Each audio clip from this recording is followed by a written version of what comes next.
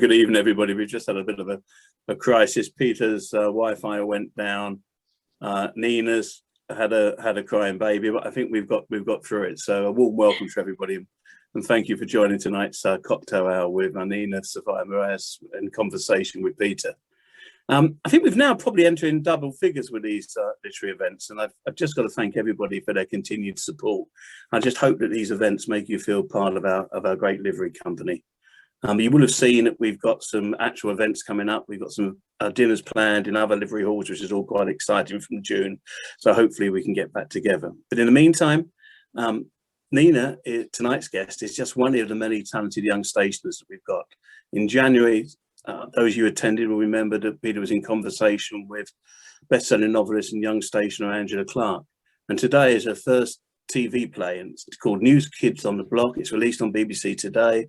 It's on iPlayer and YouTube as well, and I think you can pick it up online on BBC Three. In the young stationers, we've also got really an excellent, talented young journalist like birthday recipient Amelia Clark at the Daily Mail. We've got the award winner Abiyanka Makona from the Evening Standard. Georgina Brown is doing some great work for eventual writers, both young and old, at the Wilbur Smith Foundation. We've got Rising Star Broadcasting, Emily Dexter. We've got young publishers like Young Stationers former chair Ella Count, who co-launched DKW in 2012, and Gurdit Matu, who recently launched Sunrise Publishing. We've also got some innovators as well within the company. Young Stationers chairman and successful printer Lewis Stevenson has just produced these wonderful greeting cards, which once you've used them, you can plant them in the garden. What a great idea. And we've also got, as Young Stationer 2019, Young Stationer of the Year, Amy Hutchinson. She's CEO of Boss, which is an office products trade organisation. We've got Rupert Smith. He's a senior director at Publishers Houston. Another former Young Stationer of the Year, Ian Buckley, is now MD at Freeman Software. And we've got many, many more. When I cast my mind back, when I first joined the company, the average age was fast approaching 70. We now have we had less than 40 members under the age of 40. And now we've got over 150, but we need many, many more. As young stationers, we continue to mentor and encourage these young people. And they're a really exciting and diverse group. And they're the future, not just of the stationers company, but actually of our trades, and also obviously of the ever-changing world. So I'm off my soapbox now. Back to Nina and an amazing book, Glossy. We've had some fantastic reviews.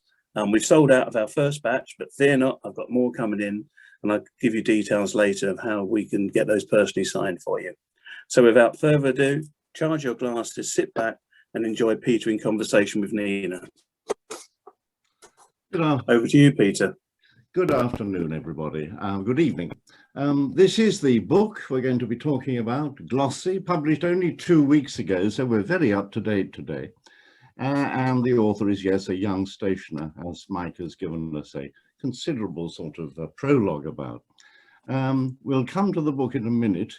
It's already attracted quite a lot of attention. It's all about the magazine Vogue, of course. But first, as we always try to do, we'll get to the stationers bit. Tell us about your connection with the stationers. Why did you join, Nina? I joined the stationers quite a while ago, actually. So I must have been in my early 20s, and it was at the time when I knew I wanted to write, and I was looking for places where I could meet people who knew about publishing, or newspapers or magazines, and just basically, I just wanted to learn and meet people with similar interests. And someone suggested the stationers, so I called, and they had an open day, and I went, and everyone was extremely welcoming, and I loved it. And it was useful. It was useful. We talked about this the other day, didn't we? I was saying that the thing about the stationers that is so extremely valuable is that it's, you know, you have people who have had very long careers in professions that, you know, are really interesting, especially, you know, if that's your industry as well. So there's so much insight you can get from people at the stationers. And then there's the community aspect, which makes it really fun whilst you get that information. You were elected, chosen as Young Stationer of the Year in 2000 and 18, weren't you? Yeah. What was that all about? So it was to do with my magazine Londoner. So I started an online magazine about 5 years ago, and it's arts and culture in London, as the name would suggest. And I then did a print issue, which is what I got the award for. Now, why did you want to do that? Why did you want to be an author and a writer? I think, well, I could come up with all sorts of stories, but I think to do so would be to suggest I thought it through more than I had. I knew I loved reading and I loved writing. I always like kept a diary as a child, that kind of thing, but I can't say that I sort of had this plan to become a writer. I loved it, but it didn't seem very realistic. I started my magazine in my early 20s just as a way to practice writing. And again, the same as going to the station, is to meet people who also wrote, because I didn't know anybody who did that. The fact that it took off is kind of completely at random and unexpected. I never thought that would be my full-time job. I never thought it would grow so much. I never thought it would lead me into other things like starting a print magazine. We also do events like a literary salon. So all of those kinds of things happened, but I'd never planned them. But it's the online magazine is about London culture.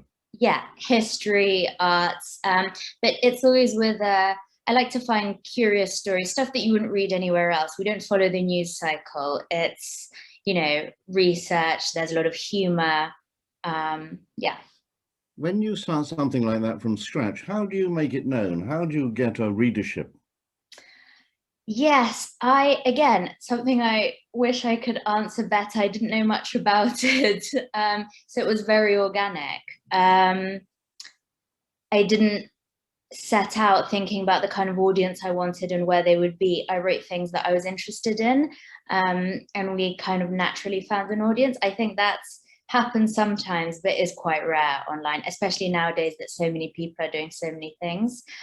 So really, in some way, that was a bit of luck. But how I grew that audience, I definitely focused on London because it's called London and it makes sense. So for example, doing events is great because you can promote outside your audience, and then if those people enjoy the events, chances are they're going to sign up, they're going to subscribe.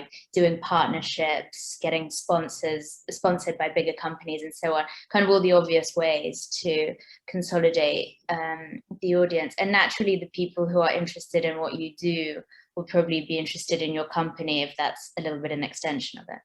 What's an event like? What sort of thing? So I started off by doing lots of writers events, again, to learn myself. So I did all kinds of writers things. We did a script writing one, there'd be like panel talks, fashion journalism, which I did at the Fashion Museum with someone from Vanity Fair, someone from London College of Fashion, someone from Harrods magazine. We did novels, we did TV scripts with the BBC Writers' Room. So yeah, a lot of writers events, and then slowly moved more into kind of general culture talks. So these I hosted typically at hotels like the Rosewood London and places like that, and talked about, we talked about luxury fashion in Asia. We talked about Chanel with the editor of Harper's Bazaar. So yeah, the meaning of black and white dressing, just cultural evenings, I guess. They didn't follow too specific a theme necessarily because I don't think that, I think it can be more interesting to do something a little bit outside the box.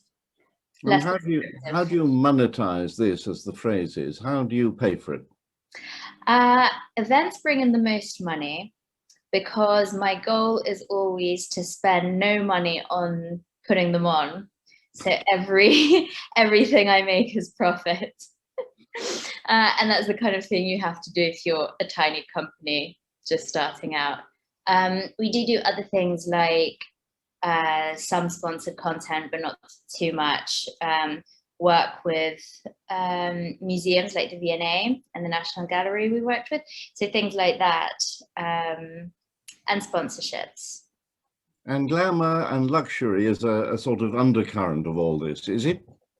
It wasn't initially, but it has sort of become a little bit now. I think probably as the natural sort of melding of my interests when I started writing about Vogue, those kinds of things were more on my radar. Equally, I did a stint at Harrods magazine, so some of my contacts from that just proved useful. You work with what you know. That's what I had access to in that moment. Well, we're stepping into unknown territory from my point of view, into the world of glamour and luxury. So my questions will be, when we get to the book, particularly ignorant.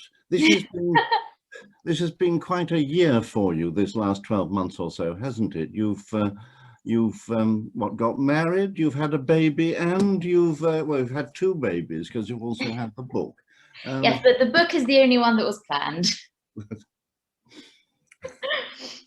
But it's, you managed to juggle all those things and keep the online magazine going as well, do you? Yes, I do, just about. I didn't take a break when I had the baby, so I came home from hospital and worked. Right, and the baby may intrude into this conversation, I think. We shall see. Oh, just one last thing on you before we get on to the book. You've got a rather exotic name. Where does it come from? So my mother's Russian, my father's French, but I was born in London, but I grew up between London and Spain. And it only gets more confusing because although my father's French, my surname sounds Spanish. So the whole thing's a bit of a mess, and I just generally say European. Right. Okay, there we are. Now let's go to the book. Glossy. It's the inside story of Vogue. How did you pick on Vogue as a subject? I was really curious. I think I was writing something else, some kind of history piece on fashion. And in my research, Anna Wintour kept coming up. And I thought, God, she's everywhere. But there must have been other editors, because I knew obviously Vogue had been around for ages. So I started researching them, really just procrastinating. I thought maybe they weren't very interesting since we hadn't heard of them. But actually, each one I looked at was kind of more exciting than the last. And I just fell in love with them. Yeah, it just became sort of my little research project. And they're not just hacks. They have personalities which intrude into the magazine. The succession of editors going back, what, 120 years? Yeah, they're fantastic. I think it's really interesting actually how much their personalities come across in the magazine, and how much of a legacy each of them left on the fashion industry as a whole. I mean, you look at kind of Victorian era editors and you think, who cares about them? How could they possibly have had an impact? But, you know, so many things about fashion as we know it today wouldn't exist. Like the first editor of Vogue invented the catwalk. You know, those kind of facts. It's so interesting. And they were a really diverse bunch. And they were also, for a large part of Vogue's history, obviously it wasn't common for women to work. So obviously the women who did were really unusual. And that definitely comes across. They were, I mean, all sorts, really. You had deeply religious editors. You had really outrageous party editors. There was all, everything was going on.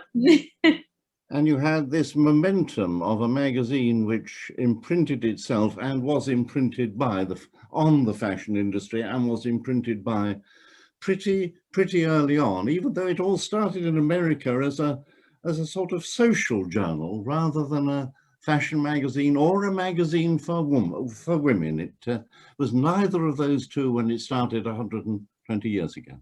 No, it wasn't at all. So what it was actually started for was someone who considered himself to be old money in New York, wanted to basically make himself and his friends seem all the more important. So he started a magazine glorifying himself and his friends and shutting out people like new money people that he thought were social climbers.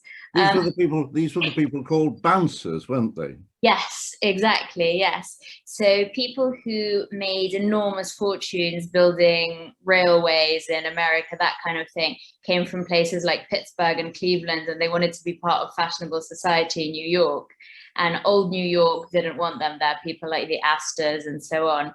So there was this sort of really kind of silly to us now struggle for power, but it was very serious indeed to them. And he started Vogue as a sort of way to shut them out and publicize himself.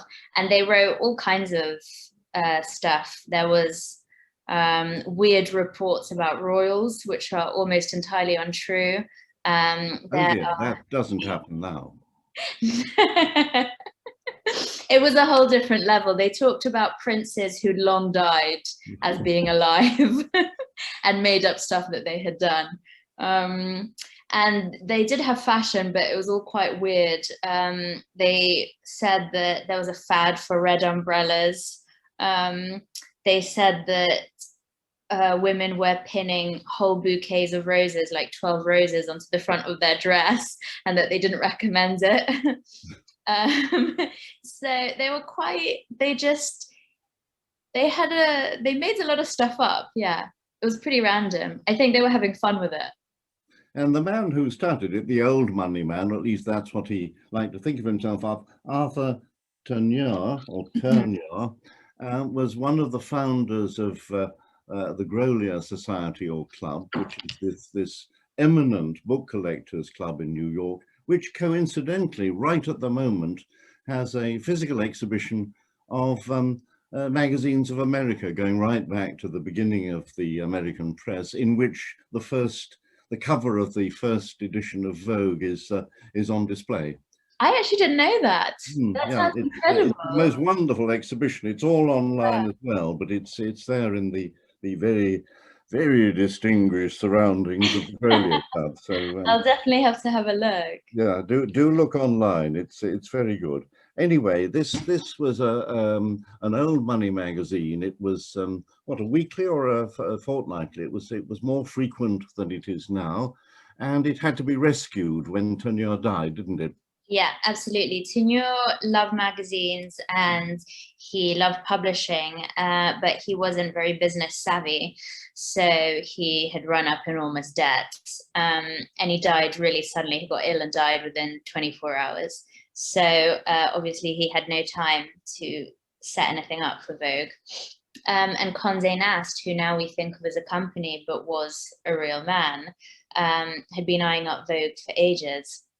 And he sort of came out of the background to save it and was negotiating. An extraordinary man from nowhere, really. But yeah, absolutely. That amazingly sort of cries out to be a fashion magazine proprietor, doesn't it, Condé Nast? Yes, that name. Quite the name, Condé Montrose Nast, no less.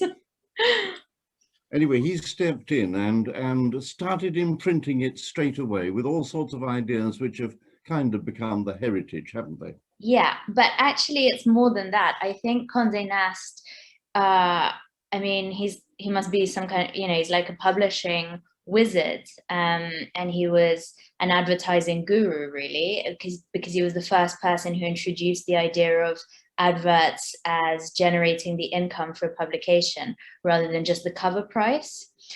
So that really started with him, and that's something that we see everywhere. Almost all magazines do it. So I think that's quite incredible. Not a lot of people know that. But he also he understood branding the way we think of it now, in an era when that didn't exist. So he knew that you had to have a narrow audience. He knew how to appeal to his audience. He knew that the audience, he had to match his audience with the advertiser. So the idea of female-only, high-end luxury magazine with advertising from shoemakers, corset makers, expensive perfumes would be a winning formula. Whereas normally, or before at any rate, there would kind of be a hodgepodge of stuff in a magazine and a hodgepodge of advertising, and they just sort of hoped it would work out. So these kind of concepts that seem really basic to us were revolutionary then. And quite a lot of the advertisers in the Condé Nast, early Condé Nast Vogues are still advertising with the magazine. Yeah, There's an that's really extraordinary fun. continuity. So they had like Tiffany's, I think, in the first ever Vogue, and Veuve Clicquot and so on. But they also had things like porous plasters and Bovril. So you win some, you lose some. And you talked about the fashion show, the catwalk shows. That was invented out of sheer necessity in New York, wasn't it? They didn't have the supply of fashions from Paris anymore because of the war, the First World War. So they had no idea what was going to happen with couture, and at the time there weren't any clothes being made anywhere else apart from Paris. So they were in a real panic, and as an American publication, as to what to fill their pages with. And actually, the idea of the catwalk was super unpopular. There was an editor-in-chief, and she got what was considered a really wild idea of putting clothes on women. And just sort of exhibiting them. And she had a really tough time getting Condé Nast around to accept the idea. He thought it was ridiculous and that nobody would want to see that. But of course they did. And so the idea of catwalk shows was born. But it's really funny reading her descriptions of how she put this together, because it's the first time anybody did it. So when she got together a group of girls, for example, she was trying to think of a way for them to walk that would look as though it was a real skill or synchronized in some way. And so they were just trying to invent like random ways of walking that would look as though they knew what they were doing. Whereas to now, my mind, it now looks rather preposterous, that strut that so many models have. But then, what do I know about it? I think it's just quite funny that it was a very silly idea, and yeah. Did Vogue, the fashion magazine, emerge at the beginning of the Condé Nast reign then? So Vogue as a fashion magazine, yes, it was Condé Nast who kind of honed in on that. But it did have fashion before, and it was aimed at the same audience. So he just kind of made it clearer and grew it, I guess. He was all about expansion, Condé Nast. And of course, printing was improving enormously by then. Yeah. So I think there was color early on, wasn't there? And yeah, the quality you could get off a print one was improving all the time. Yeah, absolutely. And Condé Nast also, I mean, he was such a savvy businessman. He, had Vogue, and he started investing in other magazines, but he also bought a printing plant, spent tons of money on it, and then started making that money back immediately in almost like unbelievable amounts, because he printed his own magazines, but he also got contracts for other big magazines like New Yorker, which wasn't owned by them then. So he was kind of double dipping. I suppose one of the sort of things behind the scenes that was making it right for Condé Nast and Vogue was the fact that there was no real national press in America. There were no national newspapers. So if you wanted to reach the nation, then you had to go out more slowly, and a magazine was absolutely ideal for that. So you got advertising. Yeah. I think, well, there were subscriptions as well, which were obviously what magazines always aim for. Yeah, I think they always concentrated quite a lot on that, but definitely the fact that Vogue was read by a certain caliber of reader was the main selling point to get it, in front of more people and more advertisers. Now, he didn't waste a lot of time in going to Britain. British Vogue, which they called Brogue, didn't they, was a World War I sort of invention. Yes, just before. So he was competing with Hearst, who was from a very different background, and Hearst had just set up a company to potentially start printing in the UK, and Condé Nast was having none of it. So he quickly got Vogue over here and started selling it, and he thought it would take off, which was a bit presumptuous because English advertisers didn't want to advertise in an American publication. And when the war started, his publisher said, look, give me a chance to do an all-English Vogue.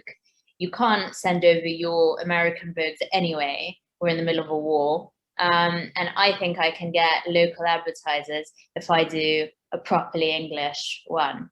So he kind of gave him the go-ahead. And the advertisers were too snobby. They thought the Americans were upstarts. Yes. Upstartism plays quite a part in this Vogue story, doesn't it? It started it in the first place. Anyway, so that started. Then they had a lot of editorial matter themselves. Yes, they did. They kind of, well, Vogue was quite troubled at the beginning because Vogue in America was quite strict about their content and how they ran things. But England being not that nearby, in the middle of a war, and then immediately after the war, the editor-in-chiefs were kind of taking on or creating their own version of Vogue. And it was pretty wild. So the first editor-in-chief was considered to be a really, so yeah, she was very fashionable, but she sort of lived with an unusual group. So there were a lot of rumors about her. And then the editor-in-chief after that was truly scandalous because she was known as a really promiscuous lesbian. And one of the first things she did was seduce the company secretary, and havoc ensued. So, and this was done by an offspring of the American company. So they had to supervise this across the Atlantic. So this was scary for the bosses, was it? Very scary, especially seeing as the editor-in-chief in America was from a very religious background. So the idea of these people running around doing their hard partying on Vogue's account and kind of being involved with a lot of different sexual subcultures. So there were a lot of gay people working at Vogue, British Vogue in the 1920s, both male and female. And then there were, you know, polygamists, drug addicts, very fashionable, beautiful drug addicts, but nonetheless, not what the American bosses were after. And strong links with the Bloomsbury set, with Virginia Woolf and people. Very much so, yes. So it was a slightly oddball sort of business, even though it was so well off. Yeah, it was a really bizarre time. So they had a lot of money from the American office, which is the other thing. English magazines didn't have those kinds of budgets, those expense accounts just to take people out. And they paid their writers very highly. So Virginia Woolf was quite obsessed with money and getting paid for her work. British Vogue was one of the only places where she got, you know, really highly paid. Where did the format come from? What did the 20s Vogues bear resemblance to the one we see now? Yeah, I think it does. Big fashion plates.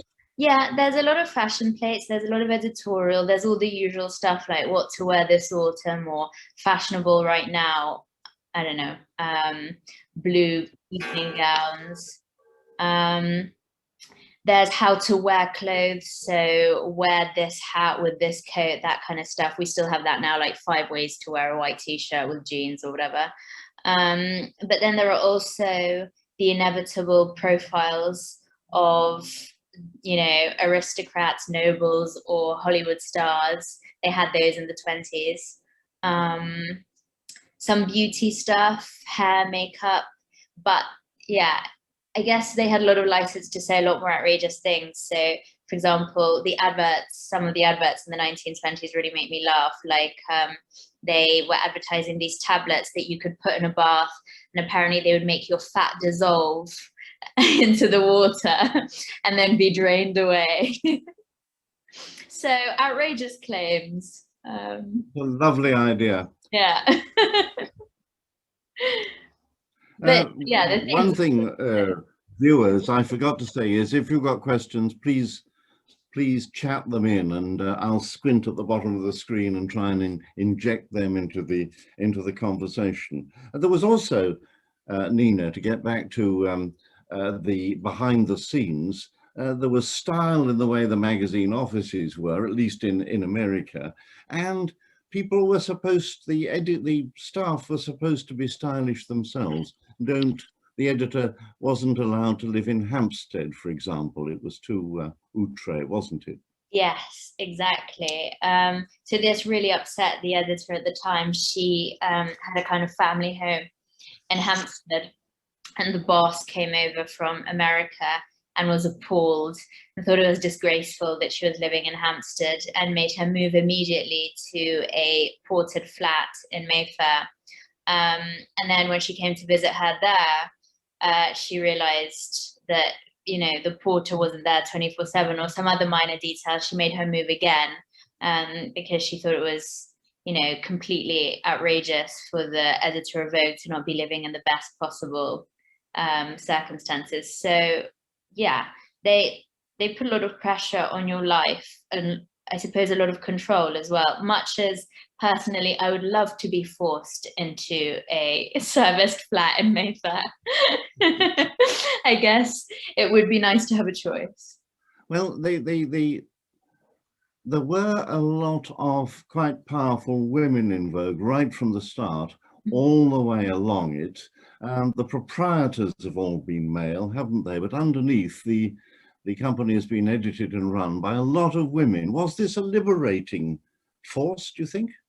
Definitely at the beginning, yes. Up until the 60s, I think it was.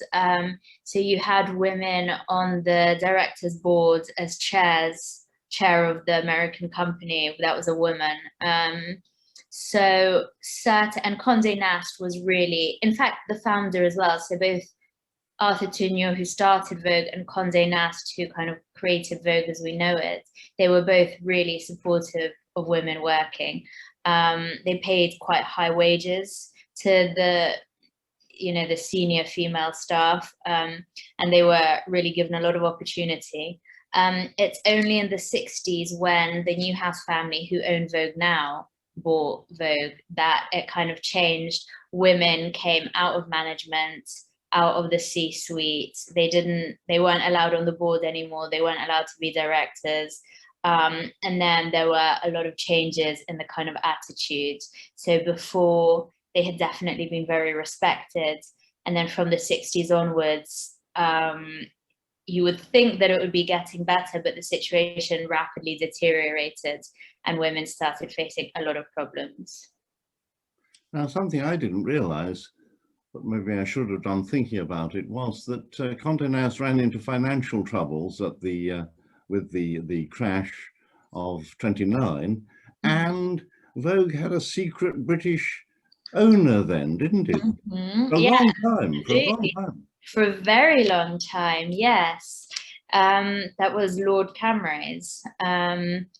And then I think it was when he died that there was an option that, you know, the stake in Vogue be bought back by Vogue or sold to someone else.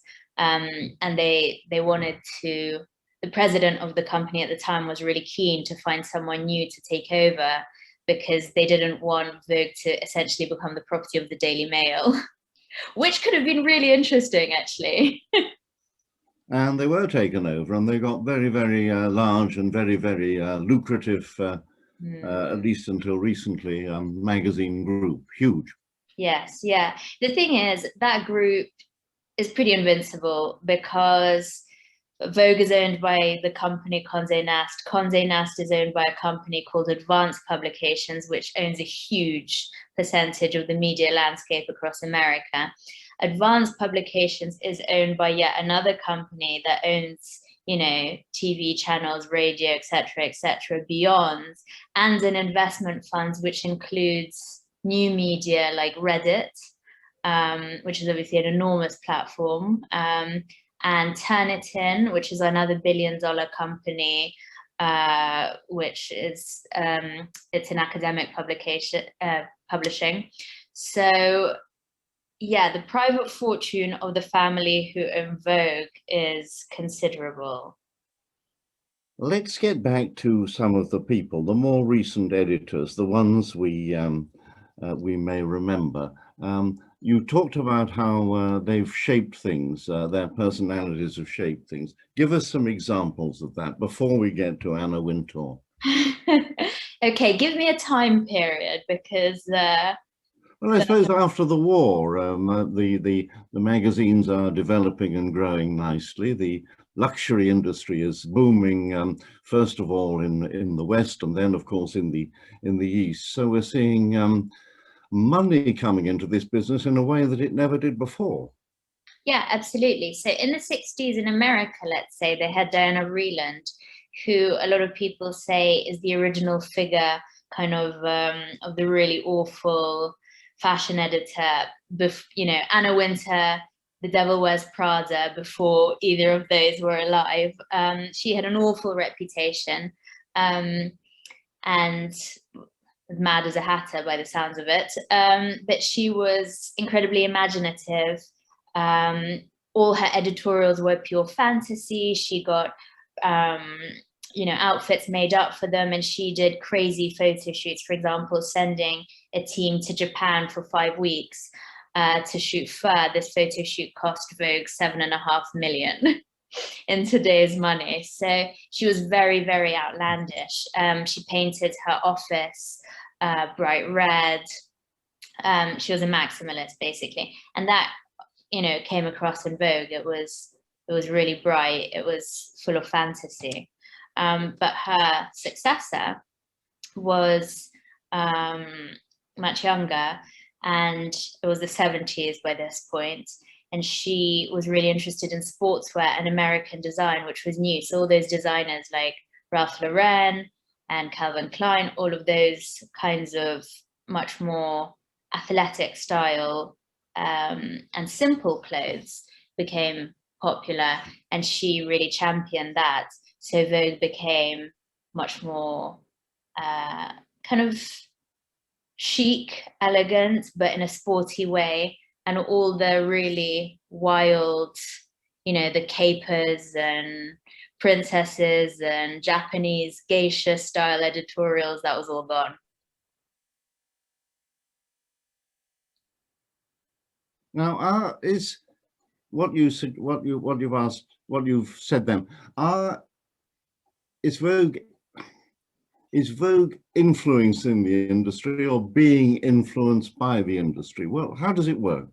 I think it works both ways, depending on what's happening in that moment. But yeah, I think they do play a huge part in how the industry moves. So, for example, if you talk about those designers that I said then, like Ralph Lauren, Calvin Klein, all of that kind of cohort, Giorgio Armani, when they were coming up, the fact that they had that support from the editor-in-chief of American Vogue, which at the time had 1.3 million subscriptions across America, of course, that put them in a really powerful position. Of course, that promoted their sales. Of course, that meant they could open more stores, had more income, and became the brands we know now. So I think, especially before the internet, if you had the support of Vogue as a young designer, that was invaluable. Because Vogue the fashion industry is a funny thing. You have these eminent Paris companies setting huge trends for very, very expensive clothes that hardly anybody can afford, yet they influence in some way that I don't understand millions of people who buy very cheap clothes from big brand names all over in shops and stores, and now online all over the world. It's a strangely bifurcated sort of market, isn't it? Yes, but I think it's changed a lot. So of course, people always copied designs or got inspiration, shall we say, from, you know, couture, and then it filtered down into cheaper clothes to become more accessible. I think in the past, people didn't think of designer clothes had become much more accessible. Now I think you don't have to be on a huge salary. You don't have to be a duchess to be able to buy a designer item. And we all know those brand names. Even in the 80s, the majority of people would not only never dream of buying that stuff, but they wouldn't even have heard of it. You wouldn't know who Chanel was necessarily. But do people buy Vogue and then buy clothes that aren't in Vogue, or how does it work? Do you buy Vogue to entertain yourself with fantasies that you can't possibly wear yourself? People buy Vogue for different reasons, I think. I think definitely the fantasy element and the beauty of the editorials, because in a way, fashion photography, it's exciting, it's nice to look at, people want to see it. But certainly, I mean, I don't know about now, but definitely in the past, people bought Vogue to buy exactly what was in Vogue, yeah, because there was no other way of finding out about fashion. But that's no longer true, because fashion is now set very much by, companies like Zara, which produce hundreds of new items every 2 weeks or something. So the shops are different every time you go into them. That's a different world from the one that Vogue still is part of, isn't it? It's a different world, but Vogue, it doesn't, of course, it doesn't have the same authority. It doesn't have the same clutch over people, really, because people can learn about fashion in a million different ways.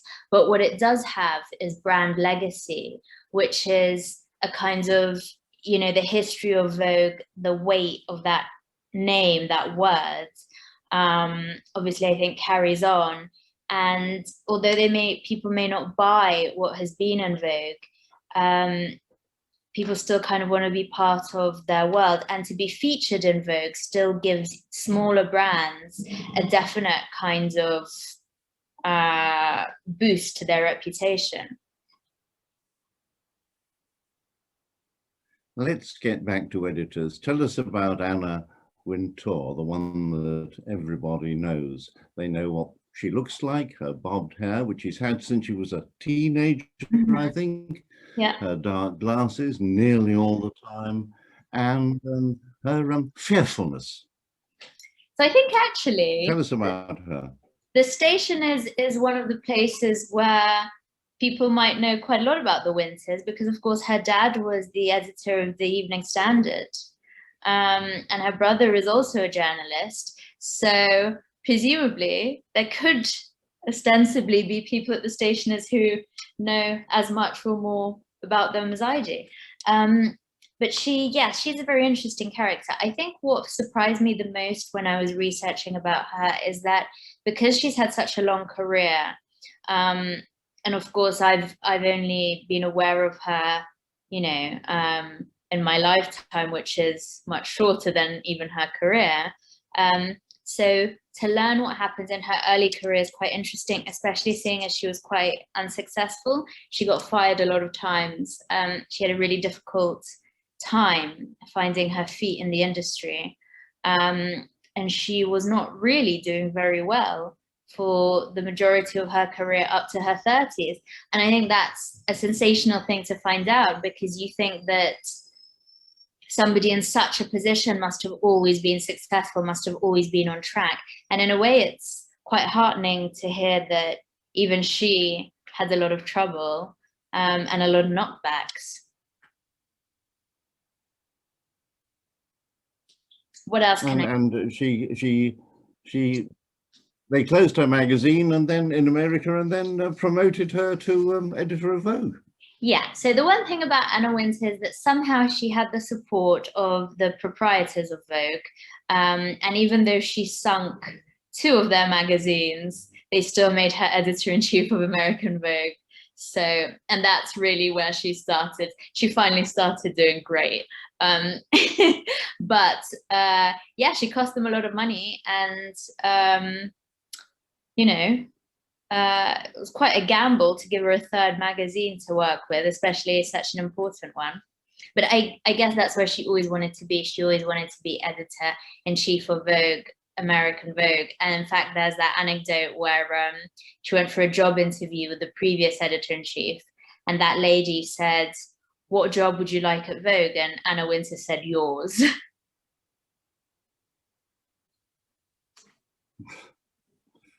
Yes, quite a dangerous negotiating tactic. What about What about Vogue now, though? It's got a lot of rivals in a way that simply didn't exist 20 years ago or so, right down to something like the Financial Times How to Spend It magazine, which seems to appear nearly every week these days and is absolutely packed with the kind of advertising that used to be Vogue's alone in the past. And there are a lot more glossy magazines now. Is Vogue going to keep its preeminence? Yeah, everybody asks me this. I think the difficulty with Vogue is I don't think you can compare How to Spend It to Vogue, although I would actually go out on a limb and say that How to Spend It is a much better magazine than Vogue. I think Vogue now has, it still has, again, like I said, kind of a brand legacy. It's the weight of the name of Vogue. But what it actually is, what is left of it, the actual product, is not, in my eyes, the kind of quality product it used to be. So essentially that, you know, at some point, if it continues, presumably that will deteriorate their reputation. They also do a lot of, because they're very focused on money, the people who are in Vogue. So it's a business. So they need to, and it's had a lot of losses.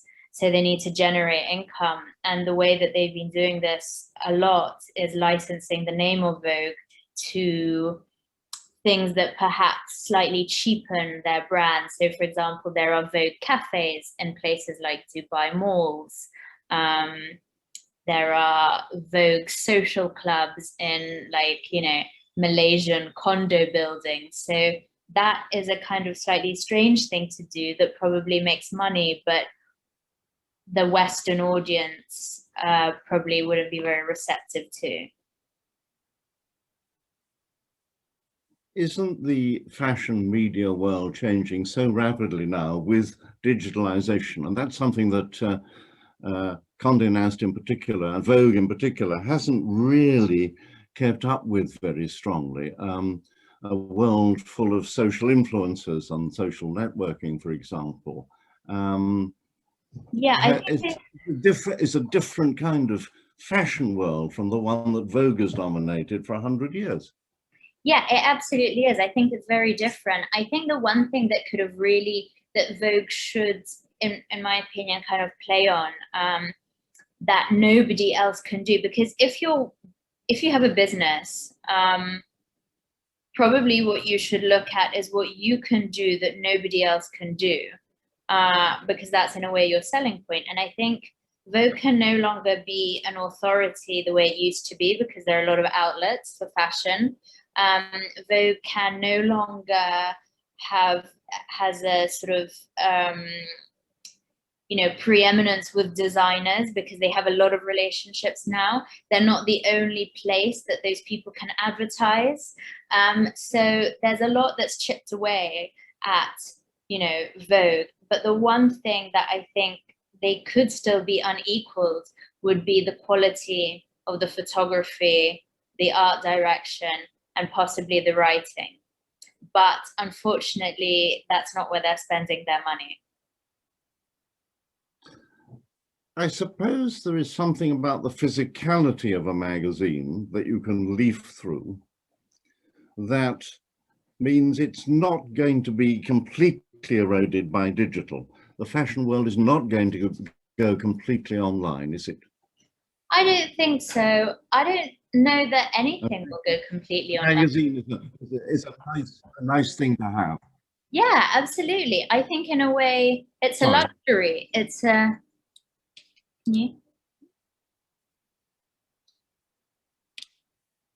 it's a luxury in itself. It's kind of like a beautiful collectible item. I don't think anything will be completely digital.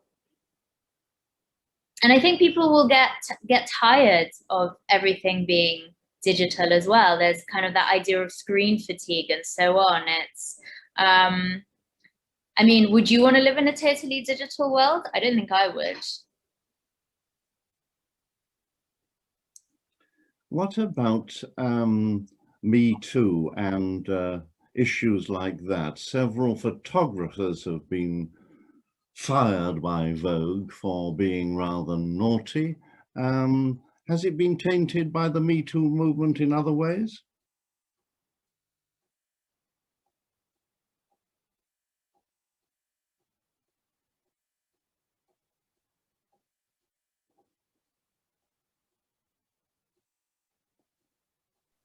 Sorry, something happened with the microphone there. Me Too has affected various bits of the media, particularly in America. Has it, that we've had photographers being fired by Vogue for sexual misdemeanors. Is it a problem elsewhere? Well, I think the photographers were probably the only big male presence. Of course, the bosses are male at Condé Nast, but we don't hear very much about them. I think it's difficult because in all those cases with the photographers, I think they still haven't been settled. It's they've still got to go to court. They're not admitting blame. So although Vogue has severed working relationships with some of those photographers, there's kind of no guarantee what will happen. It's possible, we never know, that perhaps one of those photographers or more will go to trial, be found innocent, and resume working with Vogue. I think that's a really tricky, at the moment, it's kind of still up in the air. You're still pretty impressed by Vogue, at least its long history, although you have your doubts about where it is now. There is that interesting criticism from Lucinda Chambers, who was creative director for a very long time. She worked for Vogue for 30 years.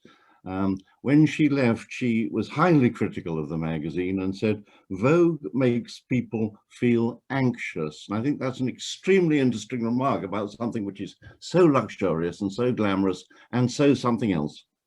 Yeah, I think that's true. But then I think it's probably always been true. It's just that our tastes have changed. We are no longer willing to be intimidated in the same way as consumers. It's not just the product, it's our outlook. I think that's in fact the main change.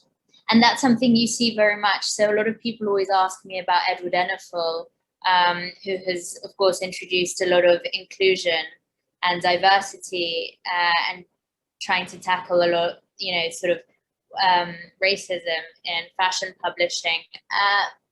And I think what he does on those fronts is really exciting. But there are a lot of editors in the past who have tried to do the same.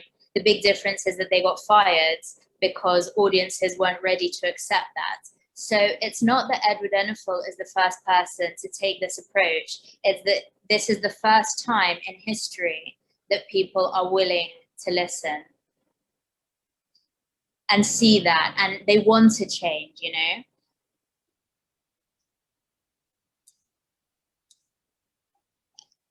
It's quite a thing to be so influential for so long in a very changing world. Maybe Vogue itself is just getting too old and cannot do an industry which is now appealing so strongly to younger people with quite a lot of money to spend on fashion in a way that it did to its older audiences in previous decades. I think there is always something you can do. Like with the pandemic, I mean, how many businesses have we seen pivot in really unusual or exciting ways? There's always something, somewhere to go, especially when you have what Vogue has, which is, an incomparable archive, for example, photography, of writing that it's, it doesn't exist anywhere else, that makes it still into kind of amazing museums and so on. They have something very valuable. And the name of Vogue is also something very valuable. It's just how they use it from here on.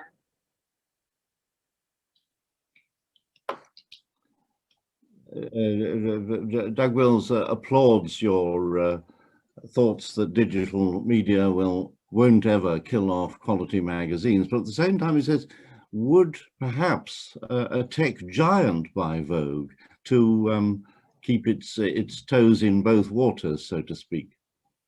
Doug didn't say that, I did.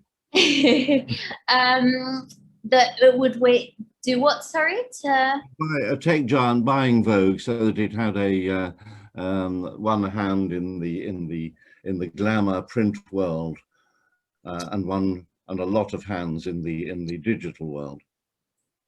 Might make sense, mightn't it? It would. I think they definitely try and are trying even more. So, for example, Vogue China, they just given the editorship to a 27-year-old influencer. That's a really interesting move.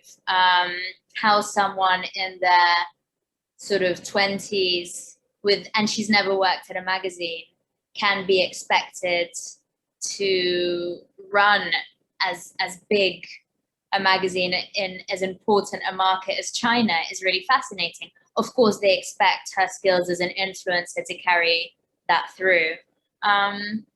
But I think also that Vogue shouldn't neglect their core product. Their core product is still a fashion magazine. They should know how to do that better than anyone.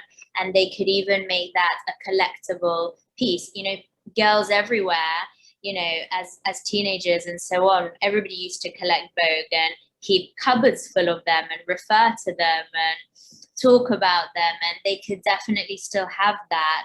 And I don't think that you should get rid of that. I mean, people buy physical books for a reason. People buy newspapers still for a reason. Those sales may have gone down, but they haven't completely dropped off the face of the earth, as everybody said they would 10 years ago, and they probably never will. And I think that's quite, it's worth acknowledging the power of a print product. Thank you ever so much, Nina. That's fascinating.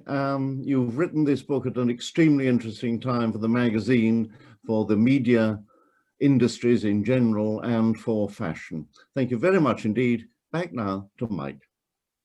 Thanks, Peter. Thanks, Nina. That was absolutely fascinating and really interesting. I can't wait till we can pursue these conversations over a glass of wine at hopefully at our hall, but if before at somebody else's livery hall.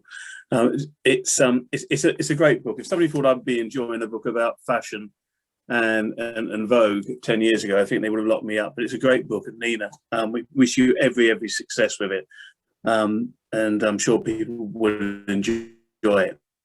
If you've not already got a copy of Glossy, or you haven't ordered one from me, then please drop me an email or drop Lucy an email. I'm meeting up with Nina after Easter, and she can personally sign those copies for you, and we'll get them out to you as soon as possible. At the moment, I think we've sold about between 30 and 40, which is great news.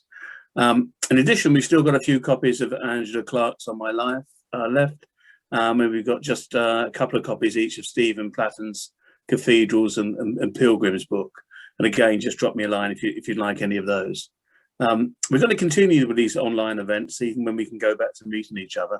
And we've got a pretty exciting program lined up. On the 19th of April, we've got Simon Easton, who is launched in the 1980s, the magazine Blueprint, which is like a Bible to the architectural world. And he's also been involved with the I magazine for some considerable time. So that should be really interesting. On May the 10th, we've got past master and publisher Noel Osborne. And on the 11th of June, we've got Jonathan Drury back, whose new book, Around the World in 80 Plants, gets released in the next few weeks. I'm also excited to say that on the 21st of July, we've got Lord Peter Hain, and he's going to be in conversation with Peter, and we've got other events planned right the way through to the end of the year. One of the quotes, getting back to Nina's book, one of the quotes that I enjoyed quite early on in the book, which is probably quite controversial, but Nina put it in caps, is Woolman Chase, one of the original hierarchy of Vogue in America. She actually wrote, "How little our American bosses cared for the written word." I wonder if people would still say that today. But anyway, it just remains me to say thanks, Nina. Thanks very much for tonight. Thanks, Peter, for doing your normal professional job, even with the problems we've had today with our Wi-Fi. And thank you, especially for everybody for joining us. And looking forward to seeing you next time. In the meantime, please stay safe for each other. Thanks very much and good night to you. Thank you, Mike. Bye-bye. Later. Thanks.